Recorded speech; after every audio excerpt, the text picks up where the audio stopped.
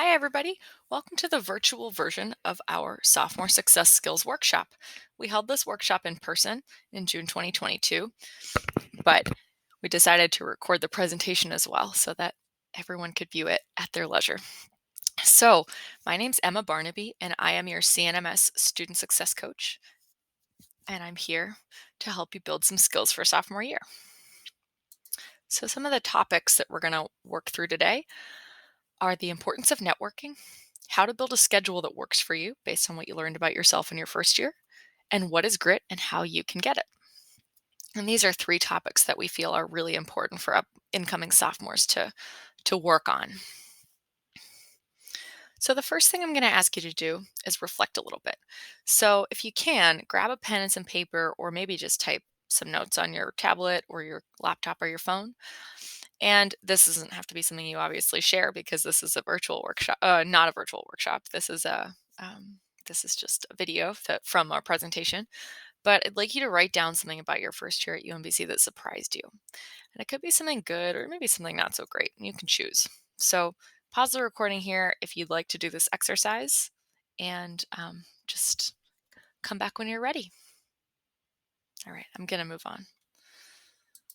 Okay, so let's talk about networking a little bit. I want you to think about these three questions. What is networking? Why is it important? And what are some strategies that you use to network? So again, you can pause the video and kind of write down your answers to these questions.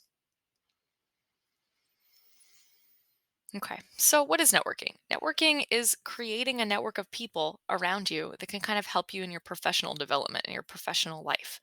So college is kind of a time where we're working out what we're going to be for the rest of our lives. We're working out our future career, what we're good at, and what we find fulfilling.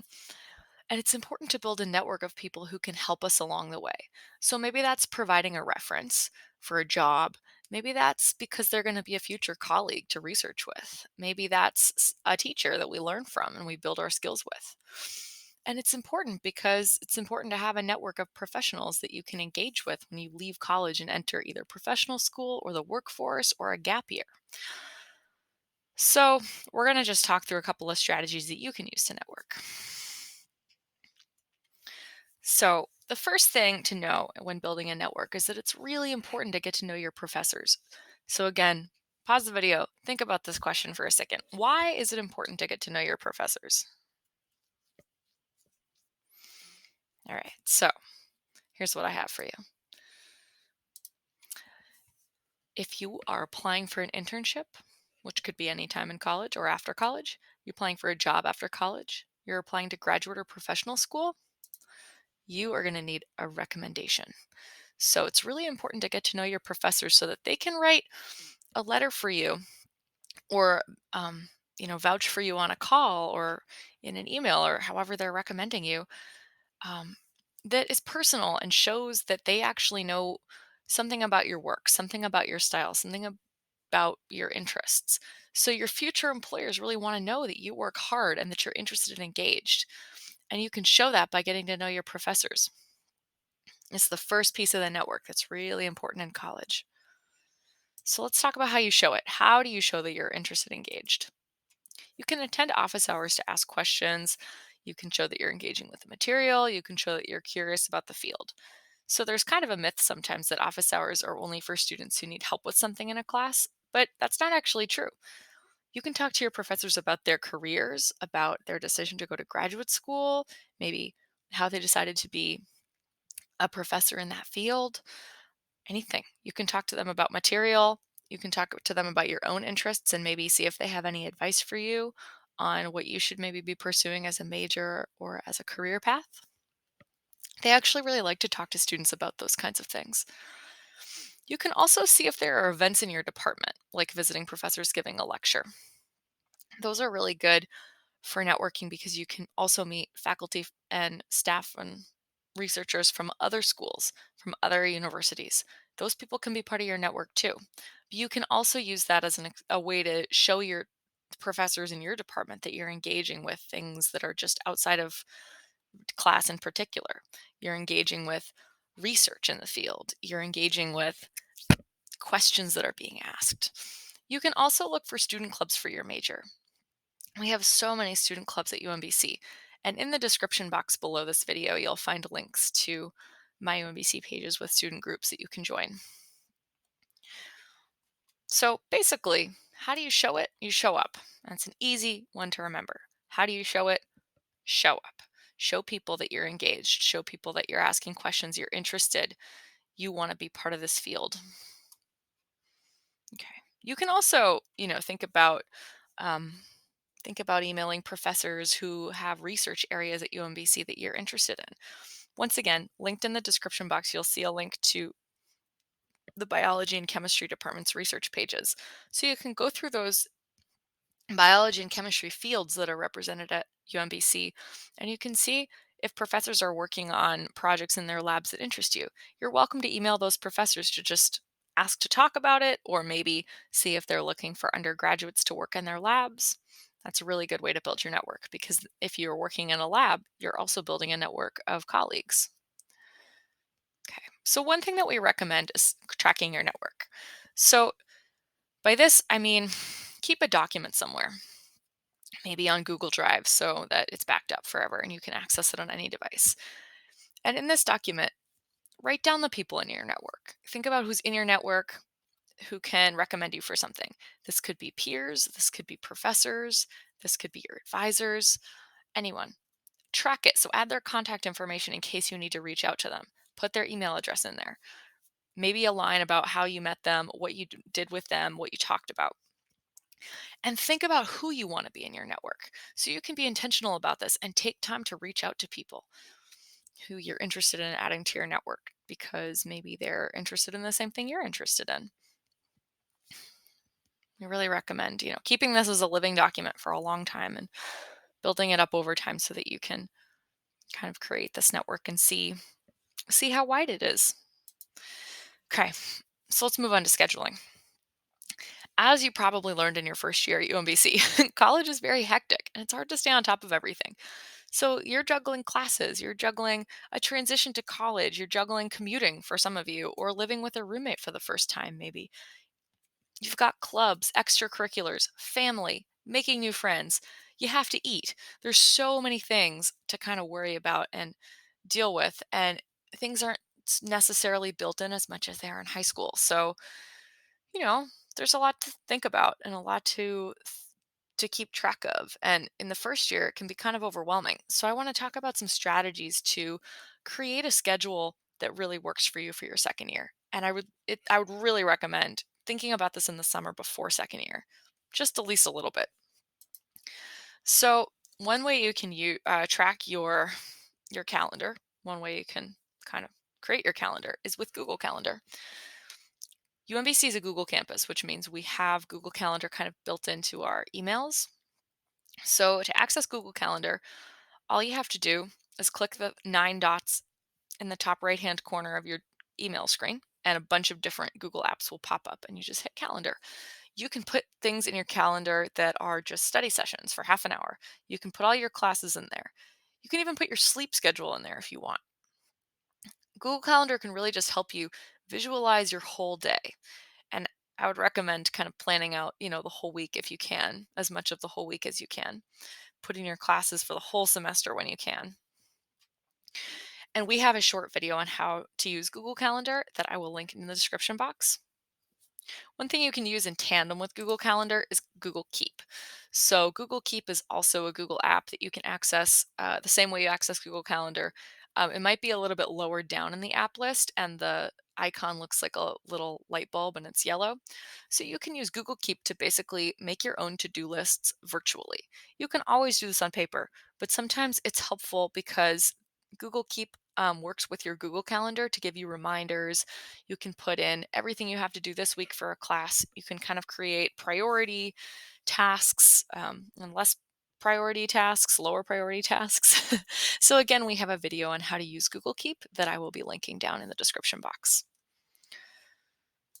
You can also use an old school planner. I use an old school planner for all my appointments, and I keep it on my desk all the time, and I write down all of the things I'm going to be doing that day. It can really help. But if you're going to use an old school planner, you need to make sure you always have it with you, because if you don't, you can make plans with somebody, make a study session, appointment, whatever it is, and not have written it down, and you'll just forget about it because it's not kind of in your line of sight all the time. So, again, maybe use an old school planner with Google Calendar, see what works for you. And last but not least, I'm going to make a shameless plug for our CNMS workshops. We run in person workshops during the semester, and this really can help you learn to keep track of everything. So keep an eye out in the fall or before the fall semester starts for our workshop schedule. You can see it, you'll see it in our newsletters that we send you every month, but you'll also see it via my UMBC posts, and you will also be able to see what's coming up via our Instagram, which is at CNMS Advising. So we're new to Instagram, but please give us a follow if you'd like to kind of see what's going on in the department. It can really help you just keep on track of dates, get to know your advisors a little bit better, make sure you know what you have to do and when to register for classes, all that good stuff, and events that we're offering. Okay.